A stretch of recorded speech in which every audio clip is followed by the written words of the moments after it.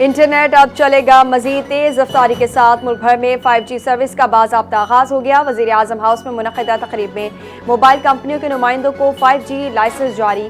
पाकिस्तान तेज रफ्तार डिजिटल दौर में दाखिल, 5G रूल आउट शुरू हो गई। PTA से लाइसेंस मिलते ही जैज़ की 5G सर्विस लॉन्च। इब्तदाई मरहले में 180 साइट्स पर 5G फाल कर दी गई। इस्लामाबाद, लाहौर, कराची, पेशावर और कोयटा 5G नेटवर्क से मुंसलिक। रावलपिंडी, मुल्तान और फैसलाबाद में भी 5G सर्विस दस्तयाब होगी।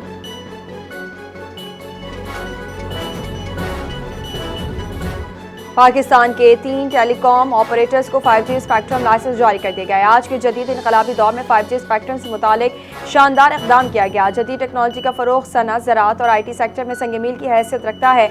वज़ीर आज़म शहबाज शरीफ का तकरीब से खिताब, कहा पाकिस्तान के हर कोने, गाँव और देहातों में टेक्नोलॉजी लेकर जाएंगे। 5G स्पेक्ट्रम के लाइसेंस की नीलामी इंतहाई शफाफ तरीके से की गई।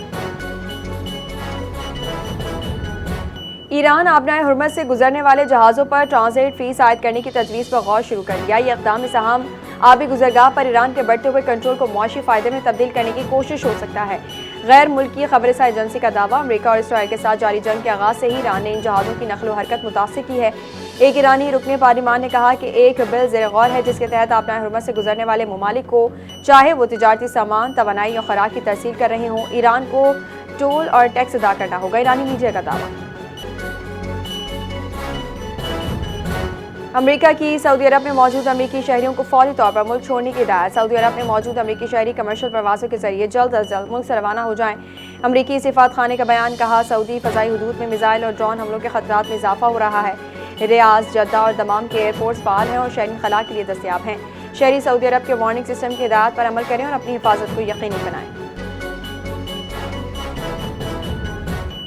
तुलसी गबार्ड का ये कहना कि अमेरिका पाकिस्तान के एटमी मिसाइलों की रेंज में है, हकीकत नहीं है। अमेरिका की डायरेक्टर नेशनल इंटेलिजेंस तुलसी गबार्ड के बयान पर साबिक सेक्रेटरी खारजा जलील अब्बास जिलानी का रद्द-ए-अमल, कहा पाकिस्तान का एटमी नजरिया भारत के लिए मखसूस है। इसका मकसद भारत के खिलाफ मुदाफरत है, दुनिया भर में ताकत का इजहार नहीं। उन्होंने मजीद कहा कि यह अपनी मर्जी से किसी को खतरा करार देने की मिसाल है या सिर्फ एक बुरा तज्जिया।